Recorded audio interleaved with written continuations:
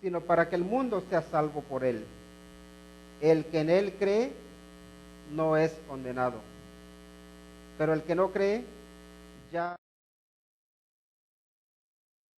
es del unigénito Hijo de Dios. Y esta es la condenación, que la luz vino al mundo y los hombres amaron más las tinieblas que la luz, porque sus obras eran malas. Porque todo aquel que hace lo malo aborrece la luz y no viene a la luz para que sus obras no sean reprendidas. Mas el que practica la verdad viene a la luz para que sea manifiesto que sus obras son hechas en Dios. Vamos a orar. Padre Celestial, en el nombre de Cristo Jesús, te agradecemos por tu presencia aquí entre nosotros. Gracias por el privilegio que tenemos de abrir tu santa palabra y meditar en ella. Pedimos que tu Espíritu Santo nos guíe para que podamos comprenderla y para que podamos obedecerla. Señor, nos ponemos en tus manos, en el nombre de nuestro Señor Jesucristo. Amén. El título de la predicación de esta tarde es el siguiente: Dios, en su amor, da lo mejor. La pregunta es, ¿qué espera de nosotros? Dios, en su amor, da lo mejor. ¿Qué espera de ti y de mí? Y quiero iniciar con una anécdota que le sucedió a un hombre que tenía muchos estudios. Este hombre era un doctor, tenía su PhD que le llaman en inglés. Este hombre era muy respetado donde él vivía y decidió hacer una visita a un pueblecito, y en el pueblo se supo la noticia de que un doctor iba a ir allí. Así que mucha gente se fue al avión a esperarlo. Otros en el pueblo estaban esperando para que llegara. Y cuando llega al pueblo, ve que había una fila enorme de gente. Prácticamente todo el pueblo estaba allí esperando la llegada del doctor. Él decía, wow, qué famoso soy por aquí. Y no lo sabía yo. Así que lo que él hace es preguntar, bueno, ¿y cómo? Le pregunta a los que le habían invitado, ¿cómo es que vino tanta gente aquí? ¿Cómo les anunciaron? Dice, pues mire, lo que pasa es muy sencillo. Toda esta gente tiene o bien familiares enfermos o ellos están enfermos. Y como oyeron que venía un doctor, vienen a que usted los cure. Y dice, pero yo no soy ese tipo de doctor. Yo no puedo curarles. Así que rápido se extiende la noticia por todos los que estaban allí. No nos puede curar, no es doctor. Y todos, pero no que era doctor. Sí, pero es otra clase de doctor. Pues aquí el único doctor que conocemos es el que cura, dice. El que cuando hay un enfermo uno viene y cura. Así que cuando se dieron cuenta de que no era el tipo de doctor que ellos esperaban, ¿qué creen que pasó? Todo mundo se fue. A nadie le interesaba que este hombre fuera doctor. Y fue un golpe de una humillación para él, porque a él lo tenían como un maestro muy valorado. Pero a toda esta gente pobre, sencilla, él no tenía nada que compartirles.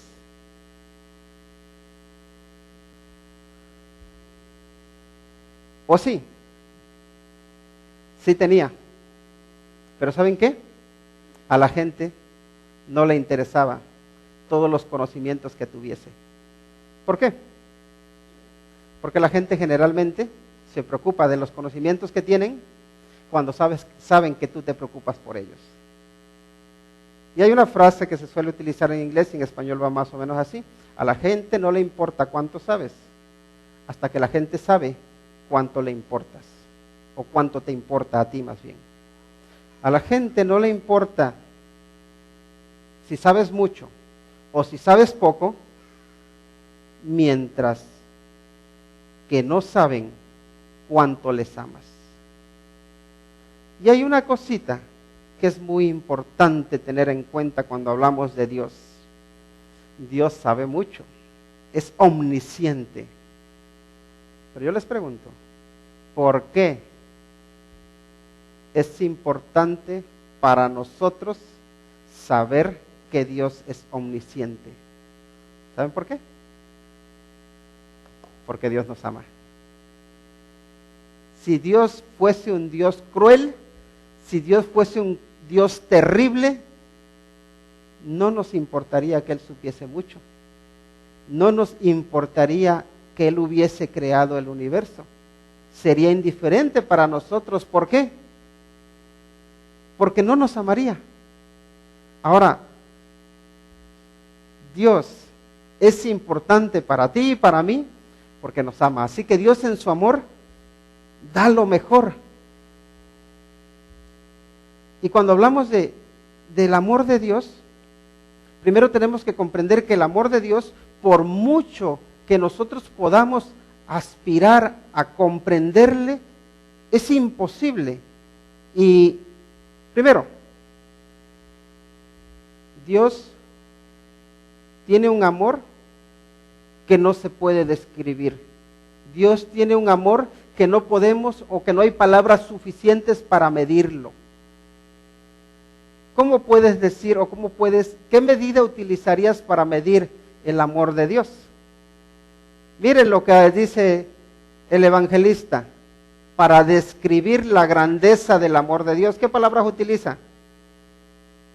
Utiliza porque el amor de Dios mide 1000 kilómetros, porque mide 10,000 millas. No, solo dice de tal manera. Dios ama tanto que no sé cómo medirle. Mis palabras no son suficientes para alcanzar a medir el amor de Dios, y por eso nos dice de tal manera. Así que cuando hablamos del amor de Dios, estamos hablando de un amor que nos desborda, de un amor que es incomprensible para nosotros, de un amor que de alguna manera llegamos a palpar, que llegamos a sentir, pero que no podemos llegar a comprender. No llegamos a comprender el amor de Dios. ¿Por qué? Porque va más allá de nosotros. Es tan grande que no puedes estar fuera de Él, es tan ancho, dice, ¿no? Es tan alto que no puedes ir más arriba de Él, es tan bajo que no puedes ir más abajo de Él. Cuán grande es el amor de Dios. Así que en las características del amor de Dios nos damos cuenta de que Él nos ama, que su amor es tan grande que no se puede medir, es indescriptible, pero también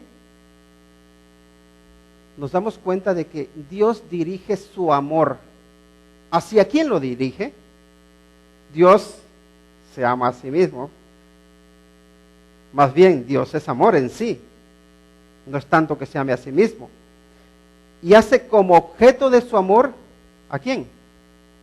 Al mundo, ¿verdad? Como dice, porque de tal manera amó Dios, ¿a quién? Al mundo. Y cuando hablamos del mundo, ¿de quién estamos hablando? Estamos hablando de nosotros, ¿verdad? De los seres humanos. Y yo sé que aquí hay distintas opiniones respecto a si el Señor Jesucristo vino a morir por todos los pecadores o si solamente vino a morir por los elegidos, o cómo está eso, ¿no? Yo me quedo con la interpretación literal de la palabra de Dios, de que cuando se habla del mundo está hablando de todo el mundo, de todos los seres humanos. Yo creo que el Señor Jesucristo vino a morir por toda la humanidad. ¿Por qué? Porque dice también el apóstol Pedro que el Señor no retarda sus promesas, según algunos la tienen por tardanza, dice, sino que es paciente para con nosotros, no queriendo que ninguno perezca, sino que todos procedan al arrepentimiento. Así que Dios, en su amor, no quiere que el malvado se pierda, No quiere. Dios quiere que se arrepientan. Y cuando le preguntan al Señor Jesucristo de que si eran muchos los que se perdían, o si eran muchos los que entraban al cielo, los que se salvaban, para el Señor Jesucristo 1 o 2 que se pierdan ya son muchos. Y por eso Él dice que la puerta o el camino que lleva a la perdición es amplio. ¿Por qué? Porque para el Señor podemos decir que el camino de la salvación es estrecho porque Él desea que el mayor número de personas posible sean salvos. Así que el objeto del amor es el mundo. Dios dirige su amor a ti y a mí, y gracias a Dios por ello. Porque fíjense, pensando en de otra manera, ¿qué pasa si Dios hubiese dicho, bueno, yo solamente quiero salvar a los judíos? Eso es lo que pensaban los judíos. Y de hecho, si se dan cuenta, aquí en este evangelio es la primera vez que podemos decir que Dios, que es el mismo Señor Jesucristo que está hablando, dice que Dios Padre ama a todo el mundo. Y se lo está diciendo a un maestro judío, que es Nicodemo. Y le está revelando algo nuevo. Algo que, nuevo en el sentido de que no lo habían comprendido. ¿Por qué? Porque los judíos creían que Dios solamente amaba ¿a quién? A los judíos. Que Dios solamente salvaba ¿a quién? A los judíos. Que Dios se glorificaba en los judíos. Y el Señor Jesucristo aquí lo que hace es ampliarle la visión. Dice, mira, tú que eres maestro de Israel, te voy a decir algo. No te creas que solo Dios ama a los israelitas. No solo ama a este pueblo escogido. Ama a todo el mundo. Y cuando Él envía a su Hijo, ahora vamos a entrar en ello, lo envía para todo el mundo. Qué bueno que no dijo solamente, pues Dios ama a los americanos, o Dios ama a los mexicanos, o ama a los de Oaxaca solamente, o Dios solamente ama a los blancos, o Dios solamente ama a los morenos, o Dios solamente ama a los guapos. No, Dios en su amor hace objeto de su amor a todo el mundo, y eso nos incluye a nosotros. Ahora, ¿cuál es la condición del mundo? ¿Cuál es la condición de la humanidad? La condición de la humanidad es de pecaminosidad. Y ahí está esa grandeza del amor de Dios, que Dios ama no solamente a quien le ama, sino que ama a aquellos que le odian, a aquellos que lo detestan, a aquellos que se han rebelado contra Él, al mundo. Entonces, el objeto del amor de Dios es el mundo. Ahora, ¿cuál es el propósito del amor de Dios? Ahí lo tenemos también en el versículo 16, dice, ¿para qué? Para que todo aquel que en Él cree no se pierda, mas tenga vida eterna. Así que el propósito del amor de Dios es que las personas no se pierdan, es que tengan vida eterna. Y cuando hablamos de perderse y cuando hablamos de vida eterna, ahí la palabra perderse tiene que ver con morir. Y habla, de hecho la palabra en sí implica una muerte inminente. No es como decir existe la posibilidad de que se pierdan, existe la posibilidad de que se mueran. No, existe la certeza de que se están muriendo, de que se van a morir, y lo que hace el Señor Jesucristo es rescatarles. Así que el propósito del amor de Dios es que tú y que yo no nos perdamos, no nos muramos eternamente, sino que tengamos vida, pero vida que es eterna. Ahora, la pregunta es esta. ¿Dios qué hizo? ¿Dios qué hizo en su amor?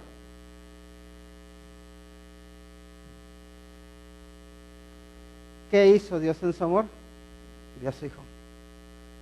¿Ha dado a su Hijo a cuál? ¿A cuál de todos?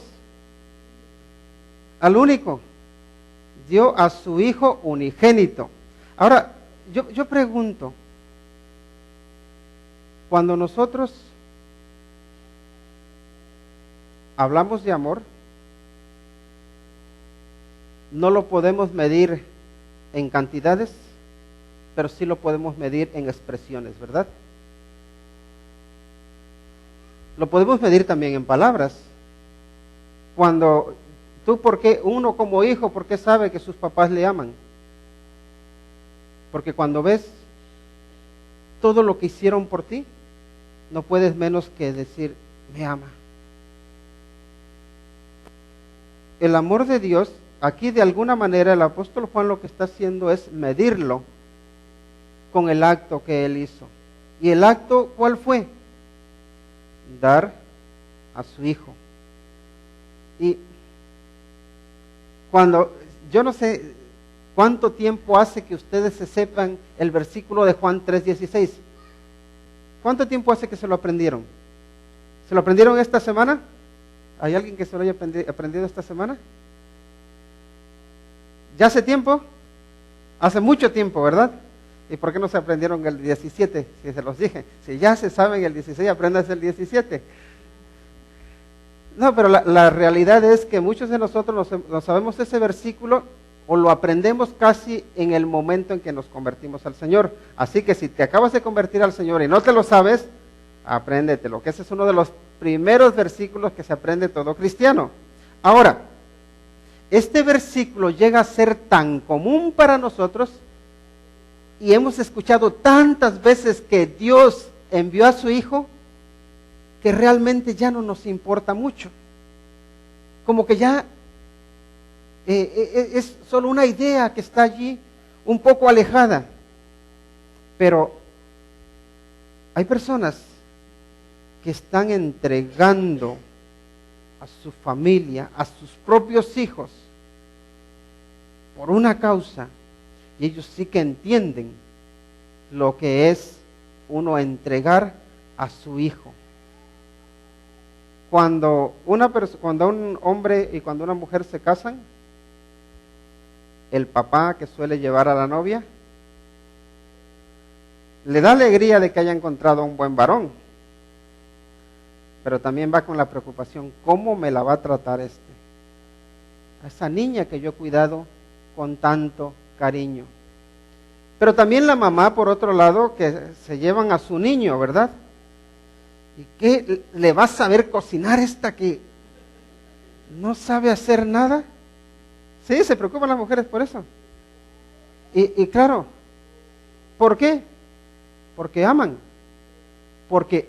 a su niño, porque aman a su hijo y dicen, a ver cómo me lo va a tratar esta mujer. Pero ¿saben qué? Hay otras entregas que son todavía más tremendas. Y ya saben que ahí en Israel está esa contienda constante que hay entre israelitas y palestinos, ¿verdad? Ahí que ha durado tantos años y no se acaba. Ahora, escuché, y creo que ya se los compartí en una ocasión, pero escuché el testimonio de un hombre que estuvo hablando con uno de los dirigentes de Hamás. Y lo que estaba diciendo este hombre es que, bueno, empezaron a charlar y a ese dirigente le habían matado ya varios hijos. Y claro, él hablaba desde la amargura, desde el rencor, y siempre que veía desde la zona palestina hacia el otro lado del muro, decía, ahí están los enemigos, ahí están los malvados, ahí están los opresores, ahí están aquellos que se merecen morir. Y por otro lado, el pueblo israelita ve hacia el otro lado y dice, la amenaza. Ahí están los que nos quieren extinguir. Ahí están los que no quieren que existamos como nación. Y en un pueblo y en otro, a través de las generaciones se ha ido alimentando odio. Y le dijo, y una de las cosas que hacía este hombre es que no solo ese hombre, sino otros más, es que a los niños desde pequeños les enseñan y les dicen, ven ahí, hacia qué lado. Ese es el enemigo a batir.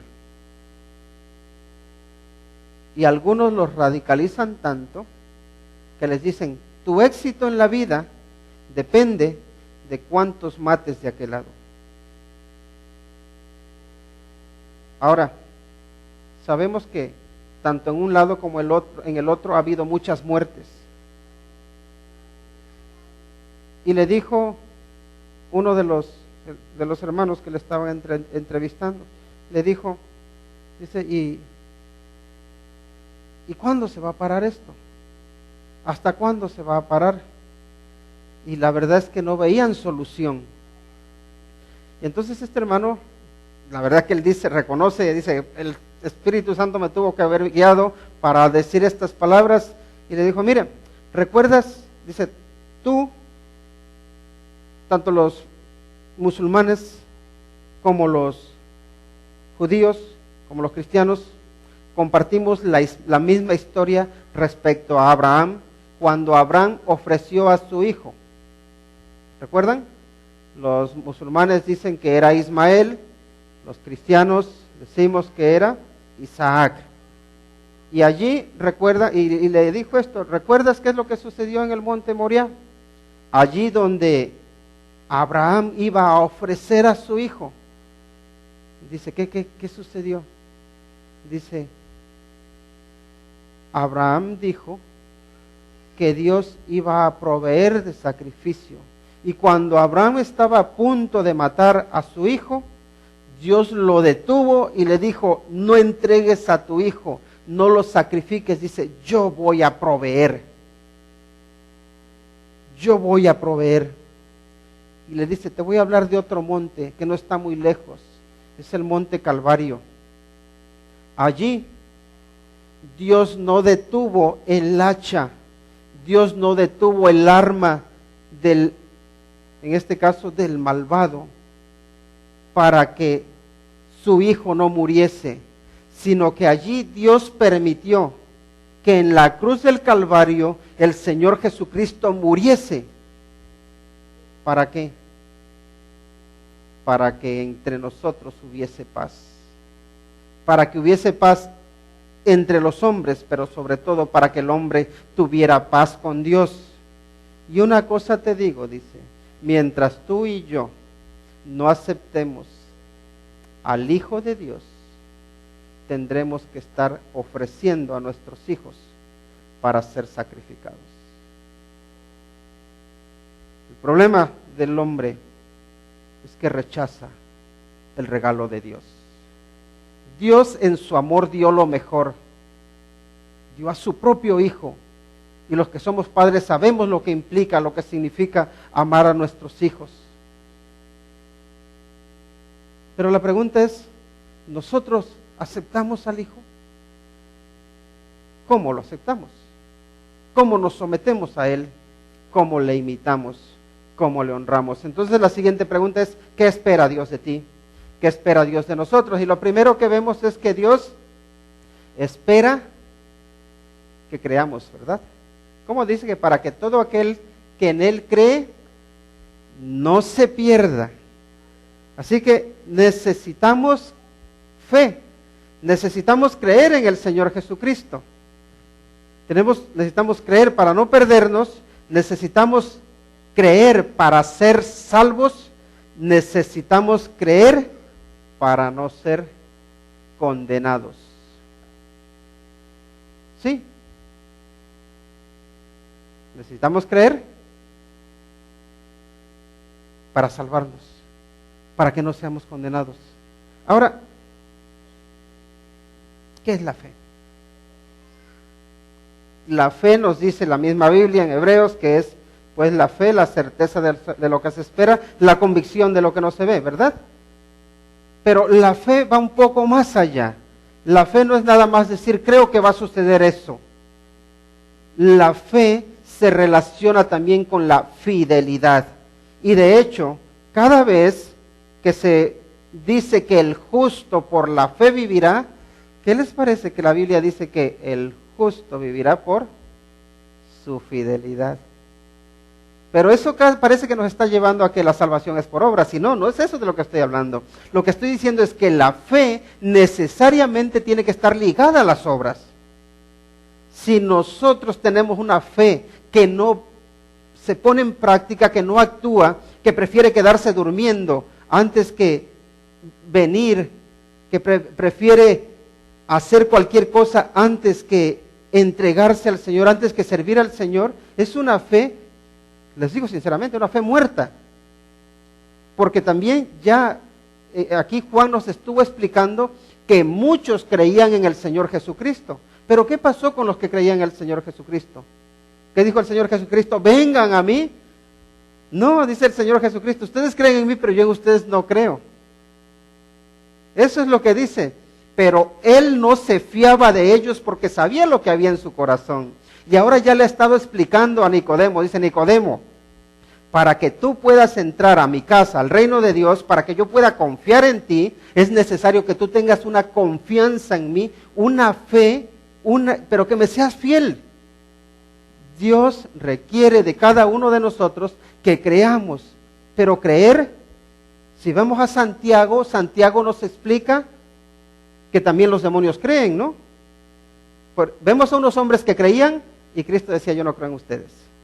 Vemos que aquí nos habla de que hay quienes creen y tienen vida eterna, y por otro lado vamos en Santiago que dice que hay quienes creen, que en este caso son los demonios, y lo único que hacen es temblar.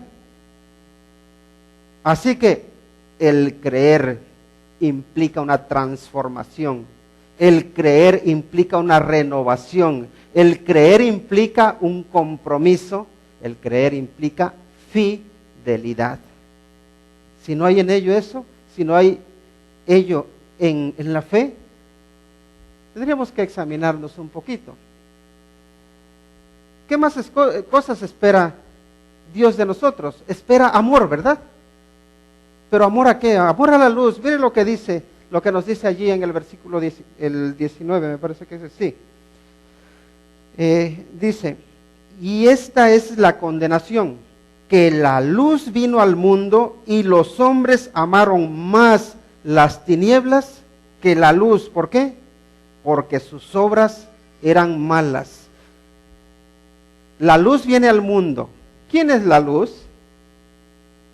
Jesucristo dice: yo soy la luz del mundo, ¿verdad? El que en mí viene no andará en tinieblas. Él es la luz. Y nosotros podríamos decir que, wow, si tú has estado en tinieblas y de repente ves que brilla la luz, dices: qué bonito se ve todo. Suele ser así. Pero también hay otra cosa. Cuando tú estás en tinieblas y te viene la luz, ¿qué te hace? Te lastima los ojos, ¿verdad? Dices: ay, apaguen esa luz. Porque uno está acostumbrado a las tinieblas. Miren, Dios, podemos decir que lo ha envuelto todo en Génesis y Apocalipsis. En Génesis vemos que todo era bueno, empieza con un estado donde todo es bueno y es bueno en gran manera, y en Apocalipsis vemos en los últimos 2 capítulos donde vemos que ya hay cielos nuevos, hay tierra nueva.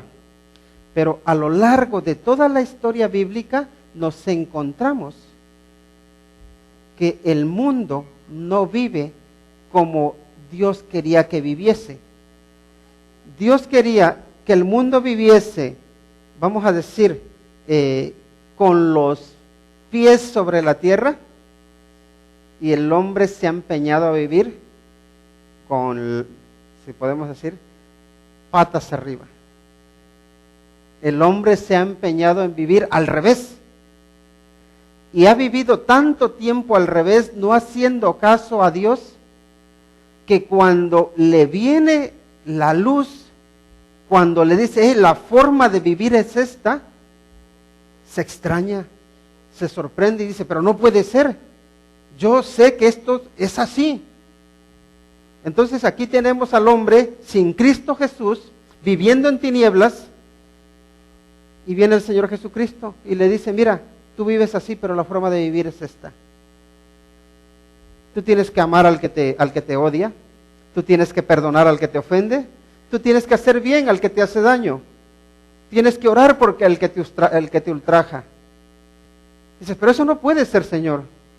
Yo prefiero odiar al que me odia, yo prefiero ofender al que me ofende, yo prefiero perseguir al que me persigue, yo prefiero vengarme del que me ataca.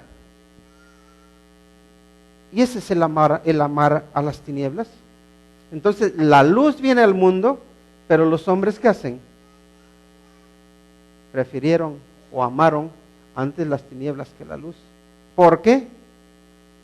¿Cuál es el motivo? Porque sus obras, dice, eran malas. Yo pregunto, ¿dónde está tu amor? Porque les digo, incluso después de haber venido a Cristo Jesús, hay en nosotros, podemos decir, una fiera que muchas veces se despierta para amar los caminos de este mundo antes o por encima de los caminos de Dios. ¿Qué amas tú? ¿Qué requiere Dios de ti? Amar la luz. Pero hay otra cosa que es importante. Dios requiere que nosotros, ¿qué? Practiquemos la verdad, dice. Mas el que practica la verdad viene a la luz.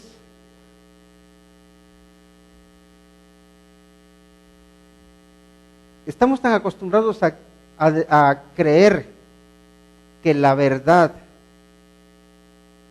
solamente es buena dentro de la iglesia, que solamente es práctica dentro de la iglesia, que nos hemos acostumbrado a salir adelante utilizando la mentira. Yo pregunto, ¿quién de los que estamos aquí cree que es posible vivir sin mentir? ¿Crees que sea posible vivir sin mentir? Otra pregunta, ¿crees que Dios bendice la mentira?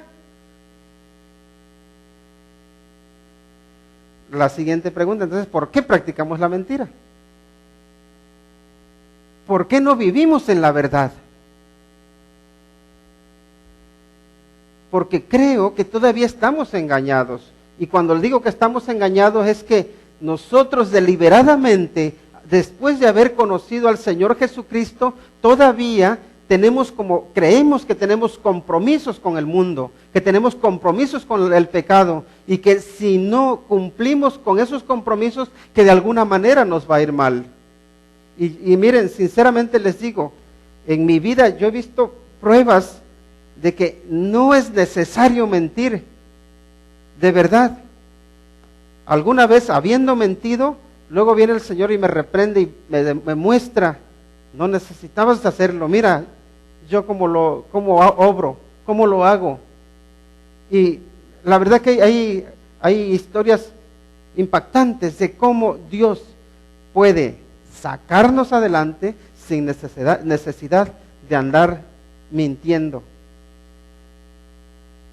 Porque les digo, la mentira trae esclavitud y la verdad trae libertad. ¿Qué dijo el Señor Jesucristo? Primero dice, y conoceréis la verdad, y la verdad os hará libres. Y más adelante dice, si el Hijo os libertare, seréis verdaderamente libres. Pero el problema de estos hombres es que no amaron la verdad, no quisieron practicar la verdad. Y una cosa es que, creo que también es bueno hacer diferencia entre practicar la verdad, vivir en la verdad y mentir de forma esporádica. No se justifica ninguna de las cosas, ¿eh? No se justifica. O sea que vivir en la verdad, el propósito de Dios es que vivamos en la verdad siempre. Pero también vi que nadie levantó la mano, nadie dijo, yo nunca digo mentiras. No es que se estén delatando, no, pero sí. Ahora, ¿qué es lo que pasa? Que hay personas que viven en la mentira porque están esclavizadas a la mentira, porque la verdad de Cristo no les ha hecho libres, porque se mantienen allí de forma permanente y eso implica que no han nacido de nuevo. Luego están aquellos que han conocido la verdad, que han abrazado la verdad y de cuando en cuando se les escapa una mentira, no porque estén ansiosos por mentir, sino porque todavía están luchando con ello. Y es distinto una cosa y la otra. Una cosa es que tú seas esclavo de la mentira y otra cosa es que tú en algún momento tengas un resbalón y digas, wow, mentí. Pero cuando tú tienes un resbalón y mentiste, ¿sabes qué es lo que tienes que hacer? Pedir perdón. Pedir perdón porque Dios no se complace con la mentira. Otra cosita más. ¿Para qué dice? Para que sus obras sean hechas en Dios. Dios espera de ti y de mí que actuemos en Dios. ¿Cómo que actuar en Dios? Sí, y hace unos momentos nuestro hermano Luis estuvo leyendo con nosotros ese pasaje de Hechos donde dice que en Dios vivimos, ¿verdad?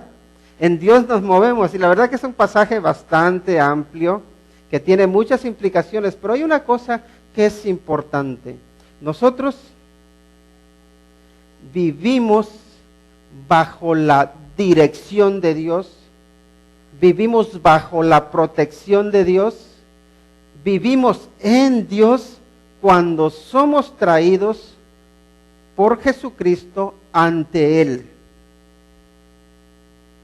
Porque, si lo podemos ilustrar de alguna manera, es como cuando nosotros pensamos en un reino. En un reino hay un rey, ¿verdad? En un reino hay un territorio. En un reino hay unos súbditos. Y en un reino que no es perfecto, también hay enemigos del reino, ¿no? Cuando tú y yo pasamos a ser cristianos, llegamos a aceptar y a reconocer al Señor Jesucristo como nuestro Rey. Y pasamos a formar parte de lo que es el reino de los cielos, ¿verdad? Del reino de Dios. Así que tenemos a Dios como nuestro Señor, a Dios como nuestro Dios, a Jesucristo como Rey, y vivimos dentro de su ámbito, dentro de su territorio. Y su territorio no necesariamente es físico, es más bien espiritual. Y cuando tú y yo andamos espiritualmente en obediencia, en sumisión o en sujeción a Cristo, ¿qué pasa con nosotros? Vivimos en Dios. Porque vivimos honrando a Dios. Porque vivimos agradando a Dios. Porque nuestras obras son hechas en Dios. Porque nuestras obras son hechas, ¿qué? En la luz. Y no nos da miedo. Pero hay un problema. ¿Por qué es que los hombres cuyas obras eran malas no han querido ir a la luz? Porque no querían ser reprendidos. No querían ser reprendidos. ¿Saben qué, hermanos?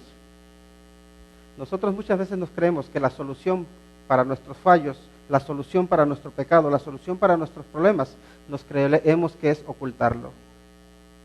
¿No te ha pasado eso? Y de hecho, nuestro propio ser, nuestra propia naturaleza, cuando hacemos algo malo, casi de las primeras cosas que queremos saber es, ¿quién lo sabe? ¿Quién se ha enterado? Y si mi esposa no se dio cuenta, mejor. Pero nosotros en nuestro interior sabemos que hay algo que no está bien. Eso es cuando no queremos ser reprendidos. Pero ¿qué pasa cuando sí reconocemos que necesitamos ser reprendidos? Es entonces cuando venimos a la luz de Cristo y decimos, Señor, delante de ti me presento, avergonzado porque pequé, y yo sé que mis obras no han sido buenas, y las traigo a la luz para que tú, Señor, me limpies. Porque ya no quiero seguir igual, ya no quiero andar en el pecado, ya no quiero andar en la maldad. Quiero, Señor, andar en tu luz, porque quiero que mis obras sean hechas en Dios. Entonces, eso es andar en Dios. Y Dios requiere de ti y de mí que andemos en la verdad, que hagamos nuestras obras en Él. Así que es muy importante saber una cosa. Dios es un Dios de amor, pero Dios es un Dios que de nosotros espera. ¿Qué espera? Lo mejor. Dios en su amor da lo mejor de sí, da su propio Hijo. Dios en su justicia, en su santidad y en su amor, que espera de ti. Espera lo mejor. Y no sé si tú y yo le estemos dando lo mejor, pero si no se lo estás dando, dile: Señor, aquí te traigo lo mejor de mí. Como dice el canto,